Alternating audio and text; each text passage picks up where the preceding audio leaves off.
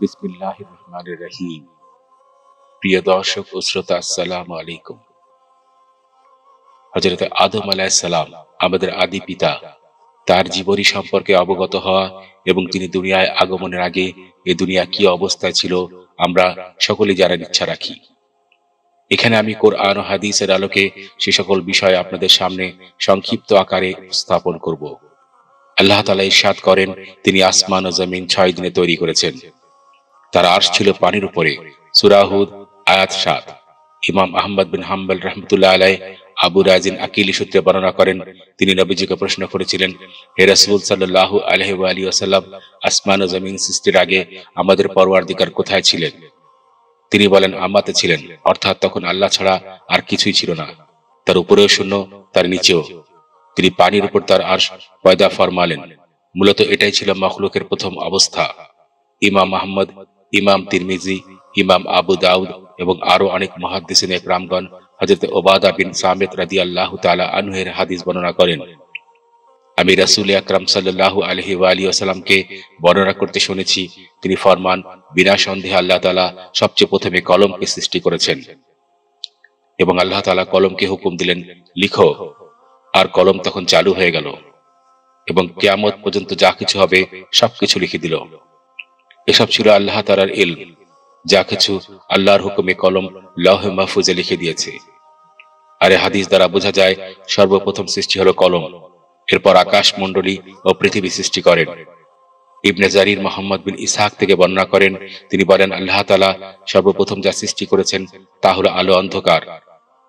অনেকে বর্ণনা করেন, আল্লাহ তাআলা কলমের পর কুরসিকে সৃষ্টি করেছেন, কুরসির পর আরশ, তারপর মহাশূন্য ও আধার, তারপর পানি। হযরত আব্দুল কাদের জিলানী রাহমাতুল্লাহ আলাইহির প্রসিদ্ধ কিতাব সিররুল আসরারে হাদিসে কুরসি নকল করেন, যাতে বলা হয়েছে, আল্লাহ তাআলা বলেন, আমি সর্বপ্রথম আমার নূর দ্বারা মুহাম্মদের রূহ সৃষ্টি করেছি। জানা যায় এর পরবর্তীতে 50,000 বছর পরে আসমান ও জমিনকে তৈরি করেছিলেন আল্লাহ পাক। বিশুদ্ধ বর্ণনা অনুসারে যে 6 দিনে জগৎ সৃষ্টি করা হয়েছে তা রবিবার থেকে শুরু হয়ে শুক্রবার। শনিবারে জগৎ সৃষ্টির কাজ করা হয়নি। এই 6 দিনের কার্যাবলী নিয়ে বিস্তারিত আলোচনা সূরা হামিম সিজদার 9 এবং 10 নম্বর আয়াতে রয়েছে। রবি ও সোমবার এই 2 দিনে পৃথিবী সৃষ্টি করা হয়েছে। মঙ্গল ও বুধবার ভূমণ্ডলের সাজসজ্জার রূপদান, পাহাড়, নদী, খনি, বৃক্ষ, সৃষ্টিজীবের পানাহারের বস্তু সৃষ্টি করা হয়েছে। বৃহস্পতি ও শুক্রবার 7 আসমান সৃষ্টি করা হয়েছে। এক রিওয়ায়াতে আছে, আল্লাহ তাআলা শনিবার মাটি সৃষ্টি করেন, রবিবার জমিনে পাহাড়, সোমবার গাছপালা, মঙ্গলবার বিপদ আপদ মুসিবত রোগ ব্যাধি, বুধবার নূর, বৃহস্পতিবার জমিনে চতুষ্পদ যৌতুতে ছেড়ে দিলেন। আর শুক্রবার আসর থেকে মাগরিবের আগে হযরতে আদম আলাইহিস সালামকে সৃষ্টি করেন। এ থেকে বোঝা যায় সৃষ্টির মধ্যে শেষ সৃষ্টি হলো আদম আলাইহিস সালাম। ফেরেশতাদেরকে নূর আর জিনদের আগুন থেকে তৈরি করা হয়। আল্লাহ বলেছেন, আর আমি জিন এবং ইনসানকে আমার ইবাদতের জন্য সৃষ্টি করেছি। মানব জাতি সৃষ্টির আগে ফেরেশতা ও জিন জাতির সৃষ্টি হয়েছিল। আকলদার সৃষ্টির মধ্যে প্রথম হলো ফেরেশতা, দ্বিতীয় হলো জিন, আর শেষ হলো মানুষ জাতি। এই ঘটনা সূরা হিজরের 26 ও 27 নম্বর আয়াতে বর্ণনা করা হয়েছে। অতএব পৃথিবী হলো মানুষের জন্য সাময়িক পরীক্ষাগার মাত্র। জান্নাত থেকে নেমে আসা মানুষ এই পরীক্ষা স্থলে পরীক্ষা শেষে সুন্দর ফল লাভে পুনরায় জান্নাতে ফিরে যাবে, অথবা ব্যর্থ কাম হয়ে জাহান্নামে নিক্ষিপ্ত হবে। অতঃপর সেখানেই হবে তাদের সর্বশেষ যাত্রা বিরতি এবং সেটাই হবে তাদের চূড়ান্ত ও চিরস্থায়ী ঠিকানা। আল্লাহ বলেন, মিনহা খালাকনাকুম ওয়া ফিহা নুঈদুকুম ওয়া মিনহা নুখরিজুকুম তারাতান উখরা। মাটি থেকে আমরা তোমাদের সৃষ্টি করেছি, ওই মাটিতে তোমাদের ফিরিয়ে নেব, অতঃপর এই মাটি থেকে আমরা তোমাদেরকে পুনরায় বের করে আনবো। সূরা আত-তাহা আয়াত 55। নবীগণের উপস্থিতিতে আমলনামা পেশ করা আর প্রত্যেকের কৃতকর্মের পূর্ণ ফল দেওয়া হবে। অতঃপর বিচার শেষে কাফেরদেরকে হাঁকিয়ে নেওয়া হবে জাহান্নামের দিকে এবং মুত্তাকিদের নেওয়া হবে জান্নাতে। সূরা জুমর আয়াত 69, 70, 71, 72 এবং 73। তোমরা সেই দিনকে ভয় করো যেদিন তোমরা আল্লাহর দিকে ফিরে যাবে, তখন যে যা অর্জন করেছে তা সম্পূর্ণরূপে দেওয়া হবে এবং তোমাদের উপর অন্যায় করা হবে না। সূরা বাকারা আয়াত 281। বিংশ শতাব্দীর বিজ্ঞানের চরম আবিষ্কার, the big bang theory, the expanding universe theory and the Big Crunch theory, from no being to being. বস্তুবাদীদের চিন্তা চেতনার পরিসমাপ্তি ঘটিয়েছে বিগ ব্যাং বা মহাবিস্ফোরণের মাধ্যমে সময় ও বস্তুর অস্তিত্ব সৃষ্টি হয়েছে। তাই সৃষ্টিকর্তা বস্তু ও সময়ের গণ্ডিতে আবদ্ধ নন, বরং বস্তু ও সময় তার অধীন। বিজ্ঞানের আজকের এই চরম আবিষ্কার 1400 বছর আগের গ্রন্থ আল কোরআনে আল্লাহ বলে দিয়েছেন। প্রথমত, from no being to being, কোন সত্তা থেকে সত্তা। যিনি আকাশমণ্ডলীয় পৃথিবী সৃষ্টি করেছেন, তিনি কি তাদের অনুরূপ সৃষ্টি করতে সমর্থ নন? হ্যাঁ, নিশ্চয়ই তিনি মহাস্রষ্টা। তার ব্যাপার শুধু এই যে তিনি যখন কোনো কিছুর ইচ্ছা করেন তিনি বলেন হও, ফলে তা হয়ে যায়। সূরা ইয়াসিন আয়াত 81-82, সূরা নাহল আয়াত 40। দ্বিতীয়ত, দ্য এক্সপ্যান্ডিং ইউনিভার্স, মহাবিশ্বের সম্প্রসারণ। আমি আকাশ নির্মাণ করেছি আমার ক্ষমতা বলে, এবং আমি ইহাকে সম্প্রসারণ করেছি। সূরা জারিয়াত আয়াত 47। সর্বশেষ, দ্য বিগ ক্রাঞ্চ থিওরি, যার মাধ্যমে বস্তু ও সময় নিঃশেষ হয়ে যাবে এবং সেদিন আকাশ মণ্ডলীকে গুটিয়ে ফেলব, যেভাবে গুটানো হয় লিখিত দপ্তর। যেভাবে আমরা প্রথম সৃষ্টির সূচনা করেছিলাম সেভাবে পুনরায় সৃষ্টি করব। প্রতিশ্রুতি পালন আমাদের কর্তব্য, আমরা তা পালন করবই। সূরা আম্বিয়া আয়াত 104। বিবর্তনতে যখনই পরিবর্তন এসেছে আল্লাহর হুকুমে এসেছে। তা ডারউইনের জানার কথা না, তারপরও সে মূল বিষয়গুলি এড়িয়ে গেছে আর অবাস্তব কল্পনাত্মক স্তম্ভের উপর ভিত্তি করে মন গড়া কাল্পনিক একটা মতবাদ দাঁড় করায়। Survival of the fittest, struggle for existence, acquired character, এবং এরপর বংশগতির মাধ্যমে তা অনুপ্রবেশিত হওয়া ইত্যাদি। তাই কথা প্রচলন আছে যে মানুষ প্রথমে বানর ছিল, প্রাক মানব থেকে ইত্যাদি বলে অসভ্য যুগ থেকে সভ্য যুগে মানুষের সময় এবং কালের বিবর্তনে এই প্রাক মানব প্রজাতির বাকি অংশগুলি নির্মূল করেছিলেন বলে কিছু কিছু ইতিহাসবিদরা যেসব কথা শুনিয়ে থাকেন তা অলিক কল্পনাপ্রসূত কথন ব্যতীত আর কিছুই নয়। সেসব কথা ভিত্তিহীন এবং বানোয়াট। কোরআনের বর্ণনা অনুযায়ী প্রথম দিন থেকেই মানুষ পূর্ণ চেতনা ও জ্ঞান সম্পন্ন সভ্য মানুষ হিসাবেই যাত্রা আরম্ভ করেছে এবং আজও তা সেভাবে অব্যাহত রয়েছে। আল্লাহ রাব্বুল ইজ্জত আদম আলাইহিস সালাতু ওয়াস সালামের মাধ্যমে দুনিয়াকে আবাদ করেছেন, সেটাই সত্য। সূচনা থেকে এ যাবত এই দীর্ঘ পথ পরিক্রমায় মানুষ কখনোই মানুষ ব্যতীত অন্য কিছু ছিল না। মানুষ বানর বা উল্লেখের ঊর্ধ্বতিত রূপ বলে 19 শতাব্দীতে এসে চার্লস ডারউইন 1809 থেকে 1882 যে বিবর্তনবাদ থিওরি অফ এভলিউশন পেশ করেছেন তা বর্তমানে একটা মৃত মতবাদ মাত্র। তা প্রায় সকল বিজ্ঞানীর দ্বারা প্রত্যাখ্যাত হয়েছে। তাই আল্লাহ রাব্বুল আলামিন আমার এবং সমস্ত কায়নাতের একক মালিক স্রষ্টা, এটা অনস্বীকার্য। কারণ কোন সংশয় ব্যতি রেখে তার দ্বারা সুন্দর সুসভ্য জ্ঞানী আশরাফুল মাখলুকাত সৃষ্টি হয়েছে। আদম উপাধি শফিউল্লাহ, অর্থ আল্লাহর পছন্দের বাছাইকৃত পবিত্র ইত্যাদি বোঝায়। ইসলাম এমনকি ইহুদি খ্রিস্টান ধর্মের অনুসারীদের বিশ্বাস অনুসারে তিনি ছিলেন প্রথম শ্রেষ্ঠ মানব এবং তিনি প্রথম নবী ও রসুল, পৃথিবীতে সৃষ্ট সমস্ত মানবদের আদি পিতা। ইসলাম ধর্মের বর্ণনা মতে তিনি আল্লাহর প্রেরিত রসুল বা বাণীবাহক এবং তাকে এই ধর্মে হযরতে আদম আলাইহিস সালাতু ওয়াস সালাম হিসেবে উল্লেখ করা হয় এবং জমিনে আল্লাহর খিলাফত পরিচালনার সূচনাকারীর মর্যাদা পান। উল্লেখ্য যে হযরত আদম আলাইহিস সালাম সম্পর্কে পবিত্র কোরআনের 10টি সূরার 50টি আয়াতে বর্ণিত হয়েছে। আল্লাহ একমাত্র হযরত আদম আলাইহিস সালামকে মাটি থেকে বানিয়েছেন। এই কারণে তার নাম আদম, কারণ আদম আদিমুল আরদ থেকে সৃষ্টি। সাইদ বিন জাইদ থেকে জানা যায় যে আদিমুল আরদ জমিনের উপরের অংশটাকে বলা হয়ে থাকে। কুরআনুল কারীমের বিভিন্ন সূরার 14টি আয়াতে পাওয়া গেছে যে আয়াতগুলিতে বলা হয়েছে মানুষ মাটি দ্বারা সৃষ্টি হয়েছে। উক্ত আয়াতসমূহের তাফসিরে শত শত তাফসিরের কিতাব অনুসন্ধান করে দেখা গেছে মানুষ মাটির তৈরি যত আয়াত বর্ণিত হয়েছে সবগুলিতেই শুধুমাত্র হযরত আদম আলাইহিস সালাতু ওয়াস সালামকেই বোঝানো হয়েছে। সূরা সাজদা আয়াত 7, 8, 9 বলা হয়েছে যিনি তার প্রত্যেকটি সৃষ্টিকে সুন্দর করেছেন এবং কাদামাটি থেকে মানব সৃষ্টির সূচনা করেছেন। অতঃপর তিনি তার বংশধর সৃষ্টি করেছেন তুচ্ছ পানির নির্যাস থেকে। অতঃপর তিনি তাকে সুষম করেন, তাতে রূহ সঞ্চার করেন এবং তোমাদেরকে কর্ণ, চক্ষু ও অন্তঃকরণ দেন। সূরা কাহফের 37 নম্বর আয়াতের তাফসীর দ্বারা প্রমাণিত হয় যে মহান আল্লাহ পাক শুধুমাত্র হযরত আদম আলাইহিস সালামকে মাটি দ্বারা সৃষ্টি করেছেন। তাই মুফাসসিরিন ইকরাম আয়াতে বর্ণিত তোমাকে সৃষ্টি করেছেন এই বাক্যের অর্থ করেছেন আল্লাহ জাল্লা শানু হযরত আদম আলাইহিস সালামকে মাটি থেকে সৃষ্টি করেছেন। হযরত আদম আলাইহিস সালামের মূল উপাদান হলো মাটি, তাই তাকে আদম বলা হয়। পক্ষান্তরে হাওয়ার মূল হলেন আদম, তিনি তখন জীবন্ত ব্যক্তি, তাই তাকে হাওয়া বলা হয়। জীবন্ত থেকে উৎপন্ন।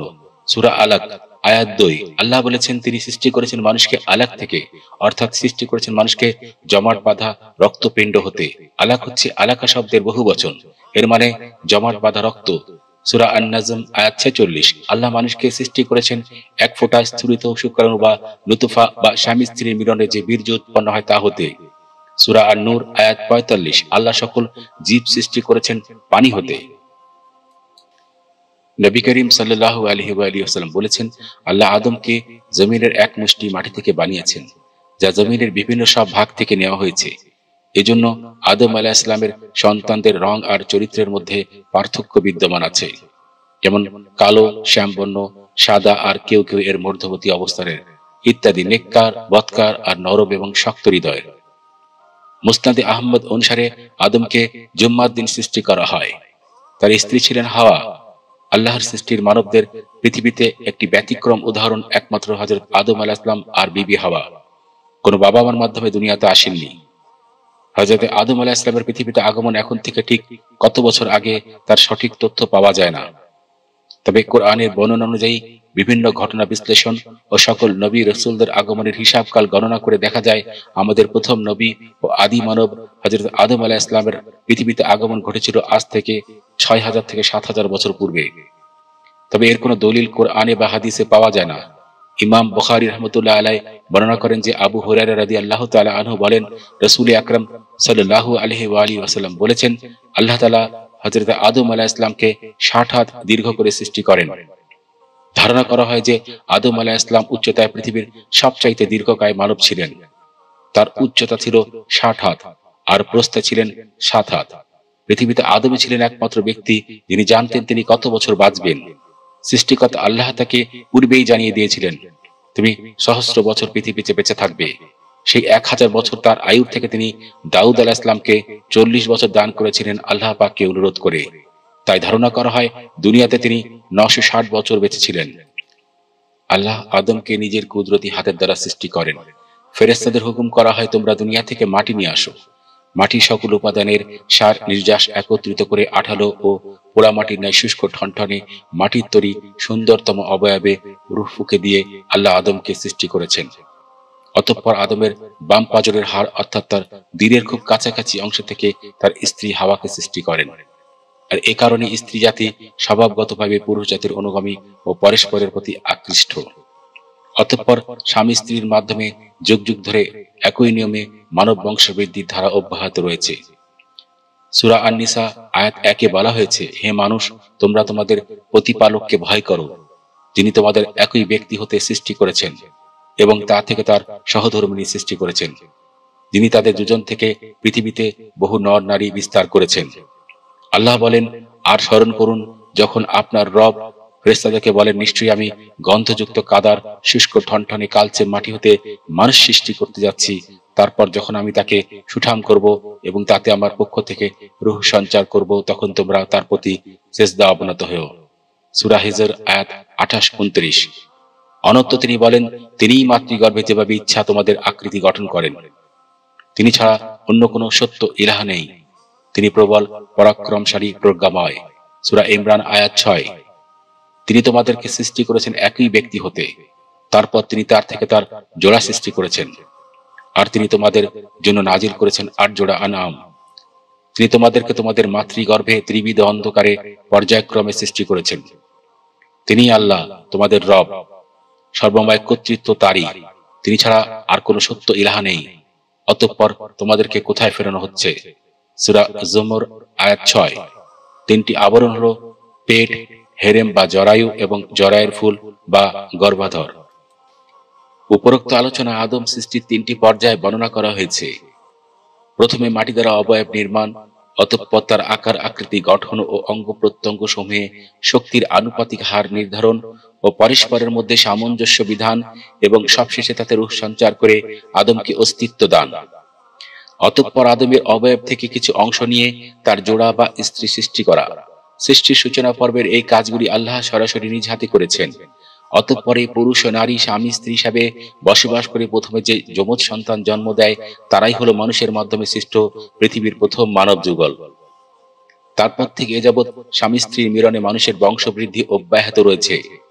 মাতৃগর্ভে তিনটি গাঢ় অন্ধকার পর্দার অন্তরালে এভাবে দীর্ঘ 9 মাস ধরে বেড়ে ওঠা প্রথমত একটি পূর্ণ জীবন সত্তার সৃষ্টি, অতঃপর একটি জীবন্ত প্রাণবন্ত ও প্রতিভাবান শিশু হিসেবে দুনিয়াতে ভূমিষ্ঠ হওয়া কতই না বিস্ময়কর ব্যাপার। কোন মানুষের পক্ষে এই অনন্য অকল্পনীয় সৃষ্টিকর্ম ঔদ সম্ভব কি? মাতৃগর্ভের ওই অন্ধকার গৃহে মানব শিশু সৃষ্টি সেই মহান কারিগর কে? কে সেই মহান আর্কিটেক্ট যিনি ওই গোপন কুঠরিতে পিতার 23টি ক্রোমোজোম ও মাতার 23টি ক্রোমোজোম একত্রিত করে সংমিশ্রিত বীর্য প্রস্তুত করেন? কে সেই মহান শিল্পী যিনি রক্তপিণ্ড আকারে জীবন টুকরাটিতে মাতৃগর্ভে পুষ্ট করেন, অতঃপর 120 দিন পরে তাতে রূহ সঞ্চার করে তাকে জীবন্ত মানব শিশুতে পরিণত করেন এবং পূর্ণ পরিণত হওয়ার পরে সেখান থেকে বাইরে ঠেলে দেন? সূরা আবাসা আয়াত 18, 19, 20। মায়ের গর্ভে মানুষ তৈরি সেই বিস্ময়কর যন্ত্রের দক্ষ কারিগর ও সেই মহান শিল্পী আর কেউ নন, তিনি সকলের রব, মহান সৃষ্টিকর্তা আল্লাহ। বিচিত্র এক রহস্যে ঘেরা এই মানব দেহ, যা নিয়ে মানুষ তাদের সময় অতিবাহিত করে। প্রতিটি মুহূর্তে মানুষের শরীরের বিভিন্ন অঙ্গ প্রত্যঙ্গ বিচিত্র অদ্ভুত রকম কাজ করে যাচ্ছে তাদের নিজেদের অজান্তেই। প্রয়োজনীয় অনেক কর্ম প্রক্রিয়ার মধ্যে পরিচালিত হচ্ছে। আল্লাহ তাআলা এরকম অনেক বড় বড় নিয়ামত মানুষের সাথে দিয়ে দিয়েছেন। শিশু যখন জন্ম হয় তার শরীরে 300টির ওপর হাড় থাকে, পরিণত বয়সে 206টি হয়, প্রাপ্তবয়স্ক মানুষের শরীরে মোটামুটি 650টি পেশি থাকে, 100টি অস্থিসন্ধি, 1 লক্ষ কিলোমিটার রক্তবাহক নালী এবং 1300 কোটি স্নায়ুকোষ। আপনারা জেনে অবাক হবেন, মানুষের শরীরের হাড় গ্রানাইট পাথরের মতো শক্ত এবং মজবুত। দিয়াশলাই বক্সের মতো সাইজের এক টুকরা হাড়ের চাই 9 টন ওজন ধরে রাখতে পারে, যা কংক্রিটের চেয়ে 4 গুণ বেশি ওজন ধরে রাখতে সক্ষম। অপার রহস্যের আধার মানবদেহ নিয়ে চিন্তা ও গবেষণা করতে বলেছেন স্বয়ং আল্লাহ রাব্বুল আলামিন। পবিত্র কোরআনে ইরশাদ হয়েছে, তোমরা কি নিজেদের নিয়ে ভাববে বা চিন্তা গবেষণা করবে না? সূরা জারিয়াত আয়াত 21। আধুনিক বিজ্ঞান গবেষণায় মানবদেহের বিস্ময়কর সব রহস্য বের হয়ে আসছে, যা বিবেকবান মানুষকে আল্লাহর পথেই ধাবিত করে, তার পরিচয় লাভে সাহায্য করে। পবিত্র কোরআনেও মানবদেহের প্রায় 27টি অঙ্গের আলোচনা এসেছে। আল্লাহর হাজারো কুদরত যেমন প্রতিটা মানুষের আঙ্গুলের ছাপের ধরন ভিন্ন করেছেন তাদের পরিচয় সংরক্ষণে রাখার জন্য। পৃথিবী সৃষ্টি থেকে এ পর্যন্ত যত মানবী এসেছে সকলের চেহারার আকার রূপ ভিন্ন, আর এ কারণে যে মানুষ তাদের পরিচয় আলাদাভাবে ধরে রাখতে পারে তাদের স্মৃতিতে। আদম আলাইহিস সালাম পৃথিবীর প্রথম মানবেও সর্বশ্রেষ্ঠ জ্ঞানী ছিলেন, কারণ তার জ্ঞান সরাসরি আল্লাহ তাআলা থেকে প্রাপ্ত হয়েছিল। আদমকে আল্লাহ প্রবল মানসিক অনুভূতি শক্তি প্রদান করেছিলেন। অতঃপর আল্লাহ আদমকে সবকিছুর নাম শিক্ষা দিলেন। সবকিছুর নাম বলতে পৃথিবীর সূচনা থেকে লয় পর্যন্ত ছোট বড় সকল সৃষ্ট বস্তুর ইলম ও তা ব্যবহারের যোগ্যতা তাকে দিয়ে দেওয়া হলো, যা দিয়ে সৃষ্ট বস্তু সমূহকে আদম ও বনু আদম নিজেদের অনুগত করতে পারে এবং তা থেকে ফায়দা হাসিল করতে পারে। বলা চলে যে আদমকে দেওয়া সেই যোগ্যতা ও জ্ঞান ভান্ডার যুগে যুগে তার জ্ঞানী ও বিজ্ঞানী সন্তানদের মাধ্যমে বিতরিত হচ্ছে ও তার দ্বারা জগৎ সংসার উপকৃত হচ্ছে। শ্রেষ্ঠত্ব প্রমাণের জন্য আল্লাহ তাকে ফেরেশতাদের সম্মুখে পেশ করলেন। আর স্মরণ করুন, আমি যখন ফেরেশতাদেরকে বলেছিলাম আদমের প্রতি সিজদা করো, তখন তারা সবাই সিজদা করলো ইবলিস ছাড়া। সে ছিল জিনদের একজন, সে তার রবের আদেশ অমান্য করলো। তবে কি তোমরা আমার পরিবর্তে তাকে এবং তার বংশধরকে অভিভাবক রূপে গ্রহণ করবে, অথচ তারা তোমাদের শত্রু? জালেমদের বিনিময় কত নিকৃষ্ট। সূরা কাহাফ আয়াত 50। অর্থাৎ আল্লাহ চেয়েছিলেন জিন ও ফেরেশতা উভয় সম্প্রদায়ের উপর আদমের শ্রেষ্ঠত্ব প্রমাণিত হোক। তবে যেহেতু ফেরেশতাগণ জিনদের চেয়ে শ্রেষ্ঠ ও মর্যাদায় সমুচ্চ, সেজন্য কেবল তাদের নাম নেওয়া হয়েছে। আদমকে ফেরেশতাদের সম্মুখে পেশ করার পর আল্লাহ ফেরেশতাদেরকে ওইসব বস্তুর নাম জিজ্ঞাসা করলেন, কিন্তু সঙ্গত কারণেই তারা তা বলতে পারল না। তখন আল্লাহ আদমকে নির্দেশ দিলেন এবং তিনি সবকিছুর নাম বলে দিলেন। এখানে বোঝানো হচ্ছে যে পৃথিবীর প্রথম মানব ও সকল বিষয়ে জ্ঞান সম্পন্ন ছিল, ফলে ফেরেশতারা অকপটে তাদের পরাজয় মেনে নিল এবং আল্লাহর মহত্ব ও পবিত্রতা ঘোষণা করে বলল, হে আল্লাহ, আপনি পবিত্র ও মহান। আপনি আমাদেরকে যা শিক্ষা দিয়েছেন তাছাড়া আমাদের তো কোনো জ্ঞান নেই। নিশ্চয়ই আপনি সর্বজ্ঞ প্রজ্ঞাময়। সূরা আল বাকারা আয়াত 32। অতঃপর আল্লাহ তাদের সবাইকে আদমের সম্মুখে সম্মানে সিজদা করতে বললেন। আর স্মরণ করুন, যখন আমি ফেরেশতাদেরকে বললাম আদমকে সিজদা করো, তখন ইবলিস ছাড়া সকলেই সিজদা করলো। সে অস্বীকার করলো ও অহংকার করলো, আর সে কাফেরদের অন্তর্ভুক্ত হলো। সূরা আল বাকারা আয়াত 34। তিনি বললেন, আমি যখন তোমাকে আদেশ দিলাম তখন কি তোমাকে নিবৃত করলো যে তুমি সিজদা করলে না, যেখানে আমার হুকুম তোমার জন্যও ছিল? সে বলল, আমি তার চেয়ে শ্রেষ্ঠ। আপনি আমাকে আগুন দিয়ে সৃষ্টি করেছেন এবং তাকে কাদামাটি দিয়ে সৃষ্টি করেছেন। সূরা আল আরাফ আয়াত 12। তিনি বললেন, তাহলে তুমি এখান থেকে নেমে যাও, এখানে থেকে অহংকার করবে এটা হতে পারে না, সুতরাং তুমি বের হয়ে যাও, নিশ্চয়ই তুমি অধমদের অন্তর্ভুক্ত। সূরা আল আরাফ আয়াত 13। যদি তাকওয়াবিহীন ইলমের কোনো মর্যাদা থাকতো, তবে ইবলিস আল্লাহর সৃষ্টিকুলের সেরা বলে গণ্য হতো। সিজদার ব্যাখ্যা ও উদ্দেশ্য। আদমকে সৃষ্টি করার আগেই আল্লাহ ফেরেশতাদেরকে আদমের প্রতি সিজদা করার কথা বলে দিয়েছিলেন। সূরা হামিম সিজদা আয়াত 11।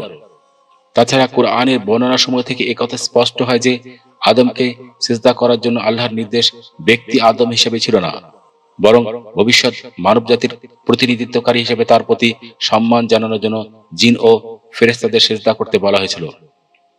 এই সিজদা কখনোই আদমের প্রতি ইবাদতের পর্যায়ে ছিল না, বরং তা ছিল মানবজাতির প্রতি আনুগত্য প্রদর্শন ও তাদের সকল কাজে সহায়তা করার প্রতিশ্রুতি দানের প্রতীকী ও সম্মানসূচক সিজদা মাত্র। সর্বোপরি রব্বে কায়নাতের হুকুম তামিল করা।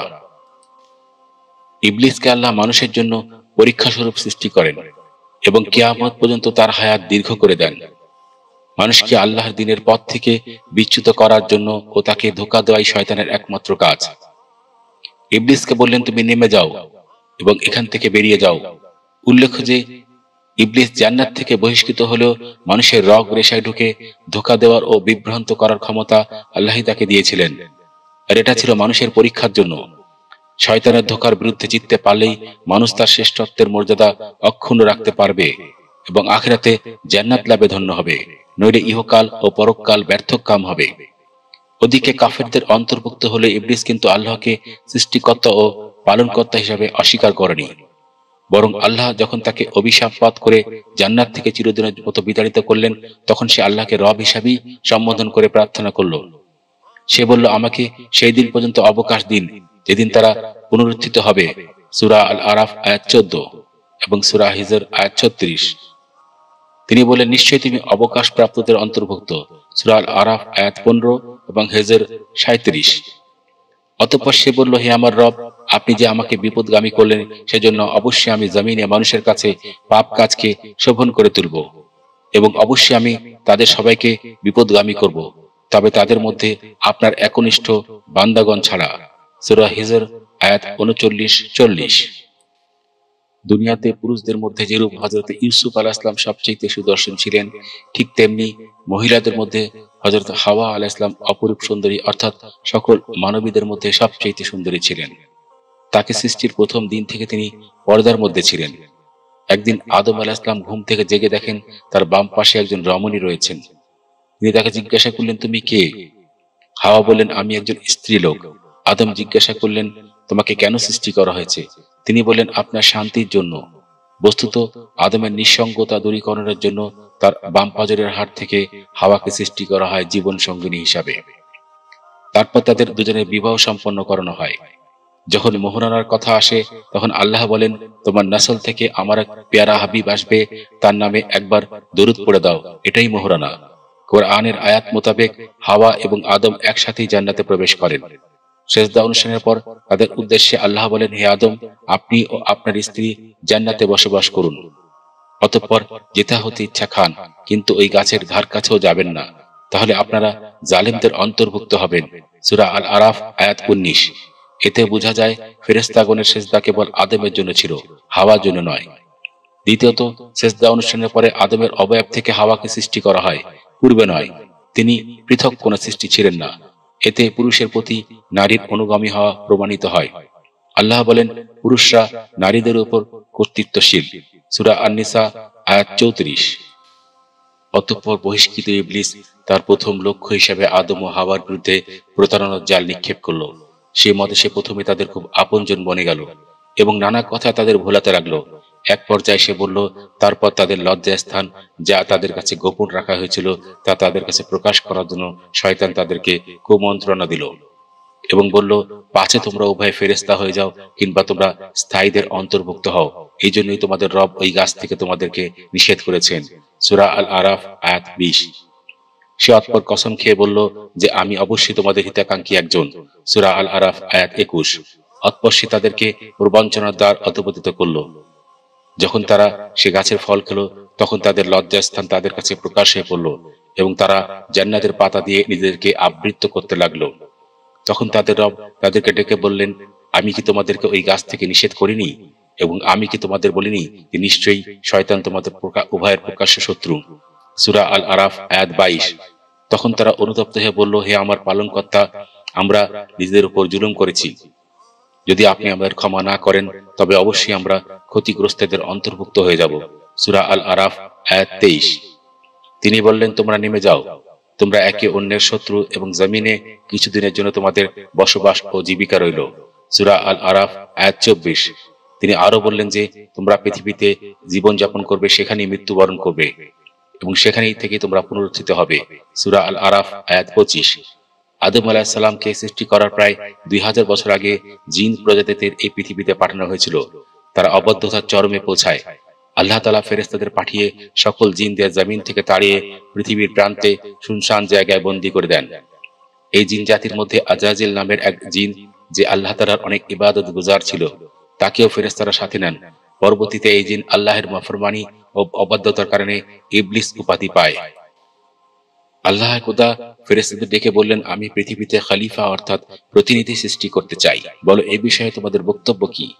সম্ভবত ইতিপূর্বে সৃষ্ট জিন জাতির তিক্ত অভিজ্ঞতার আলোকে উল্লেখ্য যে আল্লাহ জিন জাতিকে আগেই সৃষ্টি করেন গনগনে আগুন থেকে। সূরা হিজর আয়াত 27। কিন্তু তারা অবাধ্যতা চূড়ান্ত করে। তারা বলল, হে আল্লাহ, আপনি কি পৃথিবীতে এমন কাউকে আবাদ করতে চান যারা গিয়ে সেখানে ফাসাদ সৃষ্টি করবে ও রক্তপাত ঘটাবে? অথচ আমরা সর্বদা আপনার হুকুম পালনে এবং আপনার গুণগান ও পবিত্রতা বর্ণনায় রত আছি। এখানে ফেরেশতাদের উক্ত বক্তব্য আপত্তির জন্য ছিল না, বরং জানার জন্য ছিল। আল্লাহ বললেন, আমি যা জানি তোমরা তা জানো না। সূরা আল বাকারা আয়াত 30।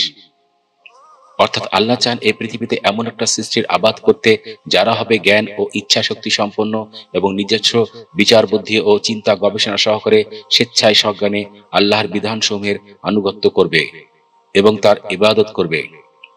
ফেরেশতাদের মতো কেবল হুকুম তামিলকারী জাতি নয়। এরপর আল্লাহ আদম আলাইহিস সালাম এবং হাওয়া আর ইবলিসকে দুনিয়ার জমিনে নামিয়ে দেন। প্রথমবার আদেশ দানের পরে পুনরায় স্নেহ ও অনুগ্রহ মিশ্রিত আদেশ দিয়ে বললেন, তোমরা সবাই নেমে যাও। অতঃপর পৃথিবীতে আল্লাহর খলিফা হওয়ার মহান মর্যাদা প্রদান করে বলেন, তোমাদের নিকটে আমার পক্ষ হতে হেদায়েত অবতীর্ণ হবে। যারা তার অনুসরণ করবে তাদের জন্য কোনো ভয় বা চিন্তার কারণ থাকবে না, কিন্তু যারা তা প্রত্যাখ্যান করবে ও মিথ্যা প্রতিপন্ন করবে তারা হবে জাহান্নামের অধিবাসী এবং সেখানে তারা অনন্তকাল ধরে অবস্থান করবে। সূরা আল বাকারা আয়াত 38-39। সূরা আল আরাফ আয়াত 172। যখন তোমরা প্রভু বনু আদমের পিঠ সমূহ থেকে তাদের সন্তানদের বের করে আনলেন, সাহাবী উবাই ইবনে কাব রাদিয়াল্লাহু তাআলা আনহু এর ব্যাখ্যায় বলেন, অতঃপর আল্লাহ তাদের একত্রিত করলেন এবং নারী পুরুষে বিভক্ত করলেন। অতঃপর তাদের ভবিষ্যতের আকৃতি দান করলেন ও কথা বলার ক্ষমতা দিলেন। তখন তারা কথা বলল। অতঃপর আল্লাহ তাদের কাছ থেকে প্রতিজ্ঞা ও প্রতিশ্রুতি গ্রহণ করলেন এবং তাদেরকে নিজেদের উপর সাক্ষী করে জিজ্ঞাসা করলেন, আমি কি তোমাদের প্রতিপালক নই? তারা বলল, হ্যাঁ। আল্লাহ বললেন, আমি তোমাদের এ কথার উপর 7 আসমান ও 7 জমিনকে সাক্ষী করছি এবং তোমাদের উপর তোমাদের পিতা আদমকে সাক্ষী রাখছি, যাতে তোমরা কিয়ামতের দিন এ কথা বলতে না পারো যে এই প্রতিশ্রুতির কথা আমরা জানতাম না। তোমরা জেনে রাখো যে আমি ব্যতীত কোনো উপাস্য নেই ও আমি ব্যতীত কোনো প্রতিপালক নেই, আর তোমরা আমার সাথে কাউকে শরীক করো না। সত্তর আমি তোমাদের নিকট আমার রসূলগণকে পাঠাবো, তারা তোমাদেরকে আমার সাথে কৃত এই প্রতিজ্ঞা ও প্রতিশ্রুতির কথা স্মরণ করিয়ে দেবেন, আর আমি তোমাদের প্রতি আমার কিতাব সমূহ নাজিল করব। তখন তারা বলল, আমরা সাক্ষী দিচ্ছি যে নিশ্চয়ই আপনি আমাদের প্রভু ও উপাস্য, আপনি ব্যতীত আমাদের কোনো প্রতিপালক নেই এবং আপনি ব্যতীত আমাদের কোনো উপাস্য নেই। এভাবে তারা স্বীকৃতি দিল। অতঃপর আদমকে তাদের উপর উঠিয়ে ধরা হলো। তিনি তাদের দিকে দেখতে লাগলেন। তিনি দেখলেন তাদের মধ্যে ধনী, গরিব, সুন্দর, অসুন্দর সকলকে। তখন তিনি বললেন, হে প্রভু, আপনি কেন আপনার বান্দাদের সমান করলেন না? আল্লাহ বললেন, আমি চাই যে এর ফলে আমার প্রতি তাদের কৃতজ্ঞতা প্রকাশ করা হোক। ইবনে কাসির থেকে বর্ণিত, শয়তান বলেন, এ আল্লাহ, তুমি আমাকে আদমের কারণে জান্নাত থেকে চিরতরে বহিষ্কার করেছো, আর তোমার সাহায্য ছাড়া আমি তার উপর আমার কার্যক্রম চালাতে পারবো না। আল্লাহ বলেন, যাও, তোমাকে তার উপর প্রভাব বিস্তার করার ক্ষমতা দিলাম। ইবলিস আরো কিছু চাইল। আল্লাহ বললেন, যখনই আদমের সন্তান হবে তখন তোমারও সন্তান হবে। ইবলিস আরো কিছু চাইল। আল্লাহ বললেন, তোর ঠিকানা আদমের বুক জুড়ে হবে, তুই তার রক্তের মধ্যে দৌড়াবি। ইবলিস আবারও আরো কিছু চাইল। আল্লাহ বললেন, তার উপর তুই তোর অপকর্মের ঘোড়াকে চড়িয়ে চল, আর ওর সম্পদ আর সন্তানদের মধ্যে শরিক হয়ে যা। অন্যদিকে আদম আলাহ ইসলাম ফরিয়াদ করলো, এ আমার রব, আপনি ইবলিস শয়তানকে ছাড় দিলেন আর আমার উপর প্রভাব বিস্তার করার সুযোগ করে দিলেন, আর আমি আপনার সাহায্য ছাড়া তার থেকে বাঁচতে পারবো না। আল্লাহ বললেন, যখনই তোমার সন্তান হবে তার হেফাজতের জন্য আমি একজন ফেরেশতাকে নিয়োগ করে দিব, যে তোমার সন্তানকে তার খারাপ সাথী শয়তান থেকে হেফাজত করবে। আদম আরো কিছু চাইল। আল্লাহ বললেন, একটা নেকির বদলে 10 গুণ সওয়াব পাবে, এবং তা আরো বহু গুণে বাড়িয়ে দিব। আরেকটা গুনাহের জন্য একটা বদলা পাবে, তাও কোনো না কোনো ভাবে আমি মিটিয়ে দিব। আদম আরো কিছু চাইল। আল্লাহ বললেন যে, নিজের জানের উপরে যদি বাড়াবাড়ি করে বসো তো আল্লাহর রহমত থেকে নিরাশ হও না, আমি তোমাকে মাফ করে দিব। আদম আরো কিছু চাইল। আল্লাহ আবারও বললেন, যতক্ষণ আদম সন্তানরা জীবিত থাকবে আমি তাদের তওবা করতে বাধা দিব না। আদম আরো কিছু চাইল। মালিক বললেন, আমি নিঃসন্দেহে দান করব, তাতে আমি কোনো পরোয়া করব না। আদম বলল, ঠিক আছে, যদি শয়তান ইনসানের উপর তার প্রভাব বিস্তার করে তবে মানুষ তার উপরে ইস্তেগফার করে আল্লাহর মাগফিরাত পেয়ে যাবে। জান্নাত থেকে বিতাড়ন করেন হযরত আদম আলাইহিস সালাম বিবি হাওয়া আর ইবলিসকেও, এবং শাস্তি স্বরূপ তাদের পৃথিবীতে পাঠিয়ে দেন। যদিও তাদের জমিনে অবতরণের স্থান নিয়ে মত পার্থক্য আছে। এরপর ইবনে আব্বাস রাদিয়াল্লাহু তাআলা আনহু থেকে বর্ণিত, বেশি সমর্থনযোগ্য, আদম আলাইহিস সালাম এবং বিবি হাওয়া পৃথিবীর ভিন্ন দুটি স্থানে অবতরণ করেন। আদম অবতরণ করেন হিন্দের সিংহলের আদম পাহাড়ে, আর হাওয়া অবতরণ করেন সৌদি আরবের জেদ্দায় হেজাজে।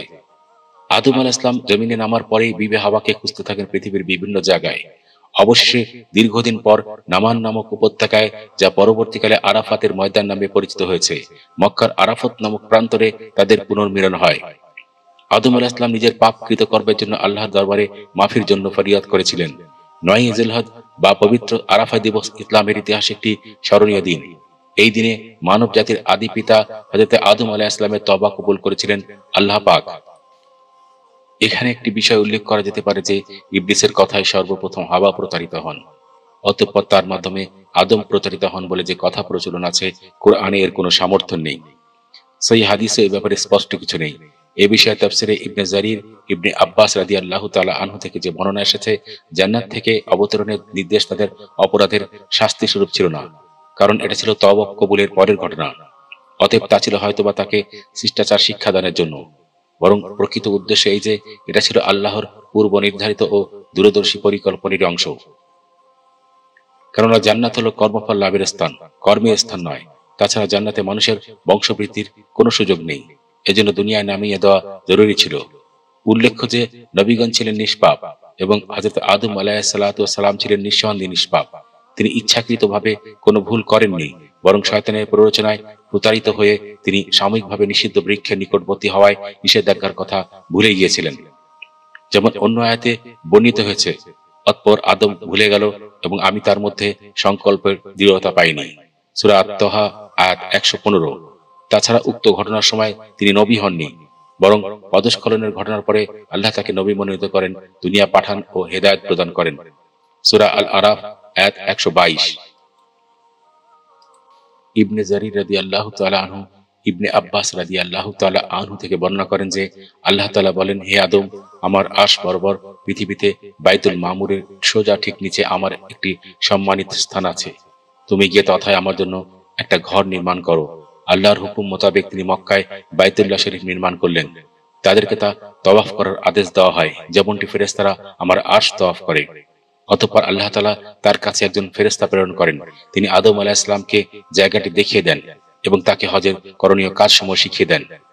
ইবনে জারির রাদিয়াল্লাহু তাআলা আনহু আরো উল্লেখ করেন যে, দুনিয়াতে যেখানে যেখানে আদম আলাইহিস সালামের পদচারণা হয়, পরবর্তীতে সেখানে এক একটি জনবসতি গড়ে ওঠে। বর্ণিত আছে, আদম কর্তৃক নির্মিত কাবা নূহের মহাপ্লাবনের সময়ও অক্ষত ছিল। ইবনে আব্বাস রাদিয়াল্লাহু তাআলা আনহু থেকে আরো বর্ণিত আছে যে পৃথিবীতে আদম আলাইহিস সালামের প্রথম খাদ্য ছিল গম। জিবরিল আমিন তার কাছে 7টি গমের বীজ নিয়ে আসে। বীজগুলো রোপণ করার পর ফসল উৎপন্ন হলে আদম আলাইহিস সালাম তা কেটে মাড়িয়ে পিষে আটা বানিয়ে খামির করে রুটি বানিয়ে বহু ক্লেশ ও শ্রমের পর তা আহার করেন। আদম ও হাওয়া সর্বপ্রথম যে পোশাক পরিধান করেন তা ছিল ভেড়ার পশমের তৈরি। প্রথমে চামড়া থেকে পশমগুলো খসিয়ে তা দিয়ে সুতা তৈরি করেন। তারপর আদম আলাইহিস সালাম নিজের জন্য একটি জুব্বা আর হাওয়ার জন্য পরিধানের বস্ত্র তৈরি করে দেন। আশরাফুল মাখলুকাত বা সেরা সৃষ্টি হিসাবে আল্লাহ আদম ও বনু আদমকে সৃষ্টি করেন। এ বিষয়ে আল্লাহ বলেন, আমরা বনু আদমকে উচ্চ সম্মানিত করেছি, তাদেরকে স্থল ও জলপথে বহন করে নিয়েছি, তাদেরকে পবিত্র বস্তুসমূহ হতে খাদ্য দান করেছি এবং আমাদের বহু সৃষ্টির উপরে তাদেরকে উচ্চ মর্যাদা প্রদান করেছি। সূরা ইসরা আয়াত 70।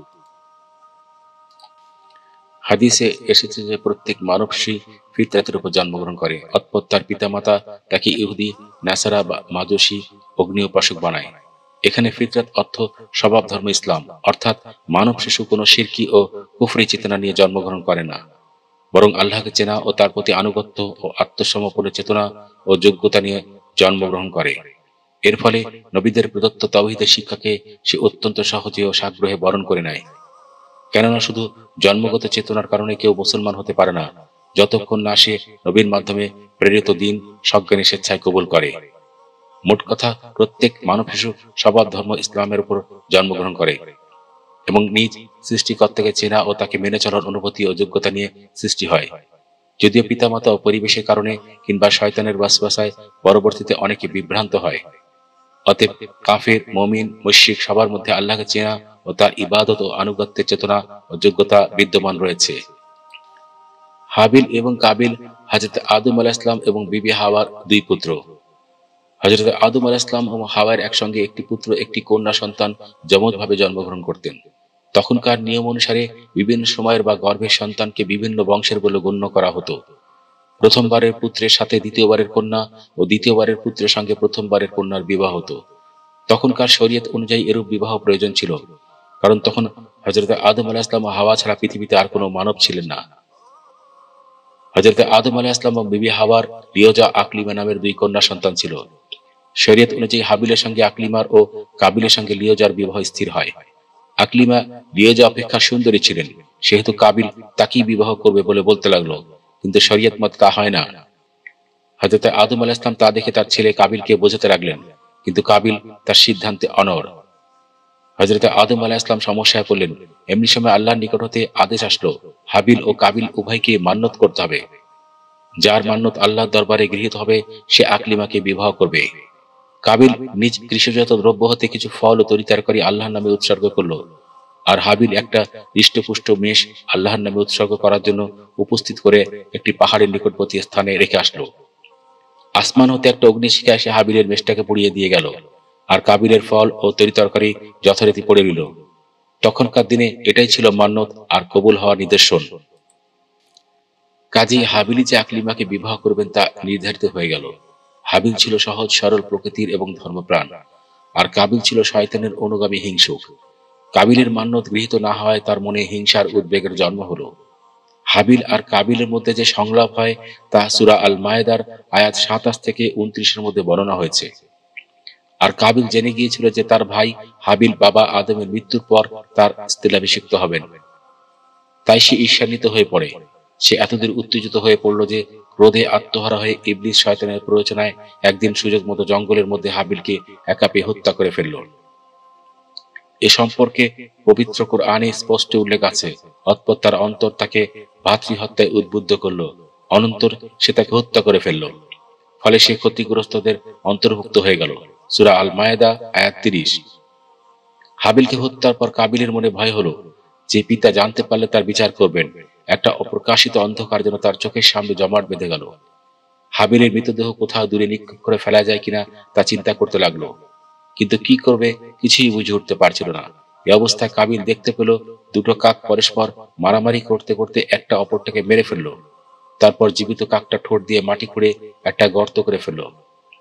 কাবিল ব্যাপারটি মনোযোগ সহকারে প্রত্যক্ষ করছিল। তারপর মৃত কাকটিকে ওই গর্তের মধ্যে পুঁতে রেখে উপরে মাটি চাপা দিয়ে ঢেকে রেখে সমান করে উড়ে চলে গেল। পাপিষ্ঠ কাবিলের রূপ দেখে ভাবলো, আমি যদি কাকের ন্যায় করি সেটা কেমন হয়, আমার একটা কাকের বুদ্ধিও নেই। অতঃপর সেও কাকের প্রদর্শিত নিয়মে মাটি খুঁড়ে হাবিলের লাশ মাটির নিচে পুঁতে রেখে চলে গেল। এই ঘটনাটি আল্লাহ পাক পবিত্র কোরআনে উল্লেখ করেছেন, যা নিম্নে তুলে ধরা হলো। অতঃপর আল্লাহ তাআলা এমন একটি কাক প্রেরণ করলেন, সে মাটি খনন করছিল, যাতে তাকে শিক্ষা দেয় যে আপন ভ্রাতার মৃতদেহ কিভাবে আবৃত করবে। সে বলল, আফসোস, আমি কি এ কাকের সমতুল্য হতে পারলাম না যে আপন ভ্রাতার মৃতদেহ আবৃত করি। অতঃপর সে অনুতাপ করতে লাগলো। সুতরাং স্বীয় ভ্রাতার লাশ গোপন করে ফেলল, আর সে নিজে খুব অনুতপ্ত হলো। সূরা আল মায়েদা আয়াত 31। হযরত আদম আলাইহিস সালাম হাবিলের নিহত হওয়ার সংবাদে ভীষণভাবে দুঃখ পেলেন। কাবিল শাস্তির ভয় শয়তানের প্ররোচনায় কোথাও নিখোঁজ হয়ে গেল। এভাবে পিতা আদম আলাইহিস সালামের সাথে তার সম্পর্ক বিচ্ছিন্ন হয়ে গিয়েছিল। জানা যায় তিনি ইয়েমেনে পালিয়ে গিয়েছিলেন এবং এক আল্লাহর অবাধ্য ও নাফরমান হয়ে শয়তান কাবিলের পরম বন্ধু হয়ে যায়। জানা যায় সেখানে তিনি বিবাহ করেছিলেন। কাবিলকে সে পাথর দিয়ে মূর্তি বানানো শিখিয়ে দেয়। এইভাবে কাবিল এবং তার সন্তানেরা এক আল্লাহর ইবাদত ছেড়ে মূর্তি পূজায় লিপ্ত হয়। দুনিয়াতে প্রথম খুন খারাপি, ঝগড়া বিবাদ আর মূর্তি পূজা কাবিলের মাধ্যমে স্থাপিত হয়। আব্দুল্লাহ বিন মাসউদ রাদিয়াল্লাহু তাআলা আনহু থেকে বর্ণিত, হুজুর নবী করিম সাল্লাল্লাহু আলাইহি ওয়া আলিহি ওয়াসাল্লাম বলেছেন, দুনিয়াতে যখনই কোনো জুলুমের দ্বারা মানুষ খুন হবে, তার একটা গুনাহের ভাগীদার আদম আলাইহিস সালামের সন্তান কাবিলের গর্দানে অবশ্যই হবে। এজন্য যে তার দ্বারা দুনিয়াতে প্রথম খুন খারাপির সূচনা হয়। হযরত আদম আলাইহিস সালামের আরো এক পুত্র ছিলেন, তার নাম শীশ। শীশ হাবিলের মৃত্যুর 5 বছর পর জন্মগ্রহণ করেন। জানা যায় তখন আদম আলাইহিস সালামের বয়স 130 বছর ছিল। হযরত আদম আলাইহিস সালাম এবং বিবি হাওয়ার পৃথিবীতে আগমনের পর তাদের 140 জোড়া সন্তান হয়। আলোচিত সন্তানগণ হলেন হাবিল, কাবিল, আকলিমা, গাজা। হযরত শীশ আলাইহিস সালাম বাবা মার বড় আদরের সন্তান ছিলেন। সব দিক থেকে তিনি যেমন চেহারা, শরীর, বুদ্ধিমত্তা ও জ্ঞান, ধর্মের প্রতি আনুগত্য এবং বাবা মার খিদমতে নিজেকে ব্যস্ত রাখতেন এবং সকল সময় তাদের সাথেই থাকতেন। তাদের সন্তান শীশ আলাইহিস সালাম পরবর্তীতে আল্লাহর একজন বাণীবাহক নবী হয়েছিলেন। বস্তুত আদম ও বনু আদম হলো আল্লাহর সর্বাধিক প্রিয় ও সেরা সৃষ্টি। মৃত্যুকাল অবধি তাকে এই দুনিয়া পরীক্ষাগারে অবস্থান করতে হবে, একজন সজাগ ও সক্রিয় পরীক্ষার্থী হিসেবে। মৃত্যুর পরেই তার কিয়ামত শুরু হয়ে যাবে। ভালো মন্দ কর্মের সুযোগ আর থাকবে না। তাই আল্লাহর প্রেরিত ওহীর বিধান মেনে চলে কল্যাণময় জীবন পরিচালনার মাধ্যমে আল্লাহর সেরা সৃষ্টির মর্যাদা অক্ষুণ্ণ রেখে দুনিয়া থেকে বিদায় হয় বুদ্ধিমানের মানুষের কর্তব্য। মনে রাখতে হবে যে আমরা সবাই আল্লাহর জন্য এবং আমরা সবাই তার দিকেই ফিরে যাব। সূরা আল বাকারা আয়াত 156। আমাদের সালাত, আমাদের কোরবানি, আমাদের জীবন, আমাদের মরণ সবকিছু কেবলমাত্র বিশ্বপ্রভু আল্লাহর জন্য। সূরা আল আনাম আয়াত 163। জান্নাত থেকে নিক্ষিপ্ত বনু আদম আমরা যেন পুনরায় জান্নাতে ফিরে যেতে পারি, করুণাময় আল্লাহ আমাদের সেই তৌফিক দান করুন। আমিন। হযরত আদম আলাইহিস সালামের হায়াতে জিন্দেগি শেষ হয়ে আসলো। তিনি তার সকল পুত্র কন্যা ও পৌত্রদের ডেকে পরস্পর সমভাবে এবং সৎ পথে থাকার এবং চলার উপদেশ দিলেন। তিনি বললেন যে তার মৃত্যুর পর শীশ তাদের প্রতিনিধি হবেন। তার উপদেশ মতো চলার জন্য সকলকে পরামর্শ দিলেন। ইমাম আহমদ রাহমাতুল্লাহ আলাইহি বলেন যে আবু জামা সাদি বলেছেন, তিনি মদিনায় একজন ব্যক্তিকে অন্য লোকদের সাথে কথা বলতে শুনেছেন। তো তিনি জিজ্ঞাসা করেছেন, ওই ব্যক্তিটি কে? তারা বললেন, উনি উবাই বিন কাব রাদিয়াল্লাহু তাআলা আনহু। উঁচু দরজার সাহাবাদের মধ্যে তার গণনা হয়। সকল মুসলমানদের মধ্যে জ্ঞানী, কোরআনের বিশুদ্ধ তাফসীরকারীদের মধ্যে তার জুড়ি নেই। আবু জামা সাদি বলেছেন, উবাই বিন কাব রাদিয়াল্লাহু তাআলা আনহু সেই সময় বর্ণনা করছিলেন যে যখন আদম আলাইহিসসালাতু ওয়াসসালামের ইন্তেকালের সময় ঘনিয়ে আসছিল, তখন তার ছেলেকে তিনি বলেন, আমার জান্নাতের ফল খাওয়ার ইচ্ছে হচ্ছে। জান্নাতের ফল দুনিয়ার ফলের মতই হয়। আপেল, আনার, আঙ্গুর এসব জান্নাতে থাকে। জান্নাতের ফল আর দুনিয়ার ফলের মধ্যে পার্থক্য, দুনিয়ার ফল একসময় পচে যায় এবং দুর্গন্ধ বের হয়, কিন্তু জান্নাতের ফল কখনোই পচে না বা দুর্গন্ধ হয় না। এভাবে দুনিয়ার ফলের স্বাদ নষ্ট হয়ে যায়, কিন্তু জান্নাতি ফলের স্বাদ আর সুগন্ধ কখনই কমে না। এজন্য আদম আলাইহিসসালাতু ওয়াসসালাম চেয়েছে জান্নাতের ফল খেতে। এই কথা শুনে তার ছেলে ফল আনার জন্য বের হয়ে যায়, সাথে একটা কোদাল আর একটা ঝুড়ি নেয়।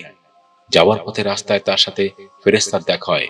তার কাছে আদম আলাইহিসসালাতু ওয়াসসালামের কাফন আর খুশবু ইত্যাদি ছিল।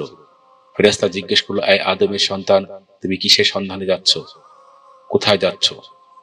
আদমের ছেলে বললেন, আমার পিতা অসুস্থ, তার জান্নাতের ফল খাওয়ার ইচ্ছা হয়েছে। ফেরেশতা তার সামনে মানুষের বেশে এসেছিলেন, বলল, ফিরে যাও, তোমার পিতার মৃত্যুর সময় চলে এসেছে, এখন তার মধ্যে এত শক্তি নাই যে সে ফল খাবে। যখন মউতের ফেরেশতা আদম আলাইহিস সালামের রূহ কবজ করতে আসে, তখন হাওয়া আলাইহিস সালাম তাকে চিনে ফেলেন। তিনি চিৎকার করতে থাকেন আর আদম আলাইহিস সালামকে জড়িয়ে ধরেন। তখন আদম আলাইহিস সালাম বলেন, আমাকে ছেড়ে দূরে যাও, আগেও আমি তোমার কারণে মুসিবতে পড়েছি। আমার আর আমার রবের ফেরেশতার মাঝখান থেকে সরে যাও। ফেরেশতা আদম আলাইহিস সালামের রূহ কবজ করে, তাকে গোসল দেয়, খুশবু লাগায়, তারপর কাফন পরায়, তার কবর খনন করেন। তারপর যখন শীস আলাইহিস সালাম জিবরিল আমিনকে জানাজার নামাজ পড়তে বলেন, তখন জিবরিল আলাইহিস সালাম বলেন, আপনার বাবা আদমকে আমাদের সিজদা করতে বলা হয়েছিল, আর আপনি তার উপযুক্ত সন্তান। আদম আলাইহিস সালামের নামাজে জানাজা আদায় করা হয়। এরপর তাকে কবরে নামানো হয়, তার উপর মাটি দিয়ে ঢেকে দেওয়া হয়। তারপর বলেন, এই আদম সন্তান, তোমাদের জন্য এটাই পন্থা। কারোর ইন্তেকাল হলে তখনকার মানুষের কোনো ধারণা ছিল না কিভাবে কাফন দাফন করে, বা কাবিল তার ভাইকে কিভাবে দাফন করেছে। এজন্য ফেরেশতাকে পাঠানো হয়েছিল এই নিয়ম শিখাতে। আদম আলাইহিস সালাম তার 960 বছরের জীবনে মানাকিত গাছের ফল খাওয়া ছাড়া আর কোনো গুনাহ করেননি। জানা যায় যে আদম আলাইহিস সালাম যেদিন ইন্তেকাল করেন তা ছিল জুম্মার দিন। হযরত আদম আলাইহিস সালামের ইন্তেকালের 1 বছর পরেই বিবি হাওয়াও ইন্তেকাল করেন। আদম আলাইহিস সালাম এবং বিবি হাওয়া পৃথিবীর প্রথম মানবীর কবর বা মাজার কোথায় তা কারো জানা নাই। তবে কোন কোন তাফসিরে আছে আদম আলাইহিস সালামের কবর ওমানে, কেউ কেউ বলেন ইরাকে, কেউ বলেন শ্রীলঙ্কাতে তার দাফন হয়েছে। আবার কেউ কেউ বলেছেন নূহ আলাইহিস সালামের তুফানের সময় আদম আলাইহিস সালাম আর হাওয়ার লাশ নিয়ে নৌকায় তুলে মক্কায় এনে বাইতুল্লাহ শরীফের আশেপাশে দাফন করা হয়। আদমের 5টি শ্রেষ্ঠত্ব। আল্লাহ তাকে নিজ দুহাতে সৃষ্টি করেছেন। আল্লাহ নিজে তার মধ্যে রূহ ফুঁকে দিয়েছেন। আল্লাহ তাকে সকল বস্তুর নাম শিক্ষা দিয়েছেন। তাকে সিজদা করার জন্য আল্লাহ ফেরেশতাদের নির্দেশ দিয়েছেন। আদম একাই মাটি থেকে সৃষ্টি, বাকি সবাই পিতা মাতার মাধ্যমে সৃষ্ট। মানুষের ঠিকানা হলো 3টি। দারুল দুনিয়া, অর্থাৎ যেখানে আমরা এখন বসবাস করছি। দারুল বারজাক, অর্থাৎ মৃত্যুর পরে কবরের জগৎ। আর দারুল কারার, অর্থাৎ কিয়ামতের দিন বিচার শেষে জান্নাত বা জাহান্নামের চিরস্থায়ী ঠিকানা। এইভাবে পৃথিবীর প্রথম মানব এবং প্রথম পয়গম্বর আল্লাহর হুকুম তামিল করে দুনিয়াকে জীবন পরিচালনার একটি সুন্দর নিয়মানুগ সুশৃঙ্খল পদ্ধতি উপহার দিয়ে এই দুনিয়া থেকে চিরবিদায় নেন। হযরত আদম আলাইহিস সালামের জীবনী থেকে জানা গেল যে মানব সৃষ্টি থেকেই ইসলাম হচ্ছে আল্লাহ জাল্লা শানুর প্রতিষ্ঠিত পৃথিবীর প্রথম এবং একমাত্র ধর্ম। আমা আলাইনা ইল্লাল বালাগুল মুবিন।